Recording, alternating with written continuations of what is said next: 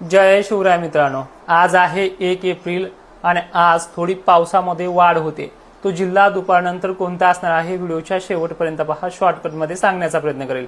मात्र येत्या 24 तासामध्ये म्हणजे उद्यापासून 2 एप्रिल पासून वातावरणामध्ये दुप्पट वाढ परत होते। जसं मराठवाड्यामध्ये विदर्भामध्ये मागील 1-2 दिवसापूर्वी झाले 30 मार्चला, त्या दिवशी सारखंच वातावरण, पण काही भागांना जास्त प्रमाणात तेजी सुद्धा वाढणार आहे, याची माहिती तुम्हाला अगोदर पण दिलेली आहे। मात्र आजची जी काही तारीख आहे, आज नाशिक क्षेत्राच्या उत्तरेकडील भागांना पाऊस टिकून राहणार आहे।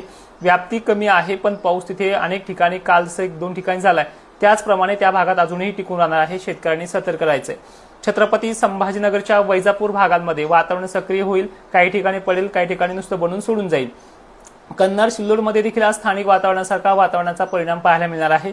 थोडं सतर्क राहा, काही कांदा वगैरे असेल तर झाकून ठेवा। नागपूर, चंद्रपूर, वर्धा या भागाच्या काही मोजक्या ठिकाणी आज परत पावसाची ऍक्टिव्हिटी आहे। दुपारनंतर हे वातावरण ऍक्टिव्ह राहू शकतं।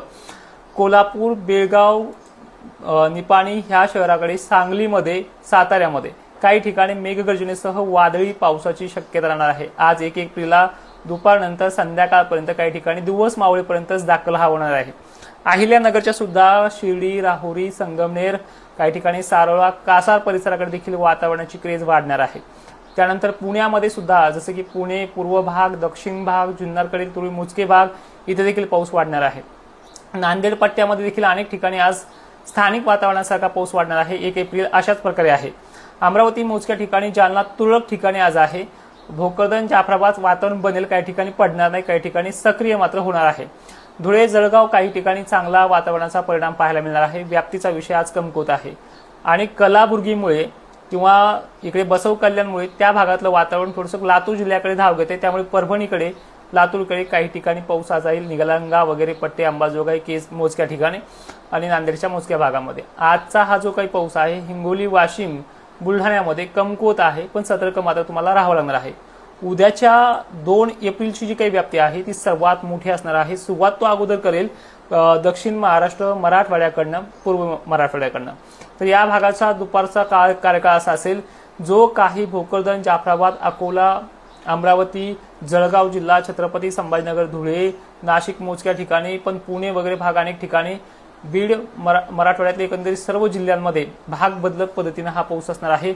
या पावसाचा सर्वाधिक जास्त रडार जो बनलेला आहे तो म्हणजे छत्रपती संभाजीनगर, कोल्हापूर, सांगली, अहिल्यानगर, बुलढाणा जिल्हा, वाशिम जिल्हा हा एक टॉप नंबरवरती राहणार आहे। कुठे मुसळधार पावसाच्या सरी देखील यामध्ये उद्या 2 तारखेला देखील पडू शकतात। लातूरच्या परभणीकडील भागांमध्ये, परभणीसह पूर्णा परिसर, नांदेड परिसर, हिंगोली, वाशिमचाही अनेक भाग त्यामध्ये कव्हर होणार आहे।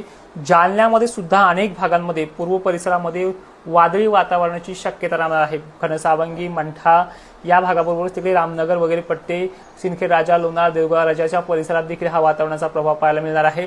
अंबड, शहागड, बीड पट्ट्यामध्ये देखील अनेक ठिकाणी हा वातावरणाची क्रेज पाहायला मिळणार आहे। धाराशिवला धरसोड प्रवृत्ती आहे, पण धाराशिवला सोडणार नाहीये, अनेक ठिकाणी तिथे देखील पाऊस पडू शकतो आणि एकंदरीत हा पाऊस 3 तारखेला सुद्धा आपला प्रभाव टाकणार आहे। 3 तारखेला हा वातावरणाची पूर्व मराठवाडा आणि पूर्व विदर्भात छाप राहील। इकडे पाहायला गेलं तर धुळे, नाशिकला थोडा जोर ओसरेल परवाच्या दिवशीला। 4 तारखेला पुन्हा नाशिकच्या उत्तरेकडील भागांमध्ये मोजक्या ठिकाणी मिलीबग म्हणजे वातावरणाची तयारी पाहायला मिळते। 1-2 ठिकाणी पडला तर पडला, वातावरण आता 3-4 तारखेपासून कमी होत जाईल। 5 तारखेला गोंदिया वगैरे भागामध्ये असेल। पण एक विनंती आहे, मराठवाड्यामध्ये आणि विदर्भामध्ये पडलेल्या पावसाची बाष्पांचे ढग बनणं, स्थानिक वातावरण बनणं हे संभाजीनगरला 1 दिवस लेट पण पाहायला मिळू शकतं। संभाजीनगर, धुळे, जळगाव भागामध्ये आहे। त्यामुळे ज्यांच्या हात काय असेल तर संध्याकाळच्या वेळेला 5 तारखेनंतर तुम्ही करू शकता कामे, तो तिथून पुढे तुम्हाला वातावरण बऱ्यापैकी मोकळं आहे। आणि या पुढचा टप्पा आपण आपल्या ऍप्लिकेशनच्या लाईव्हमध्ये सांगण्याचा प्रयत्न करू। जय शिवराय, धन्यवाद।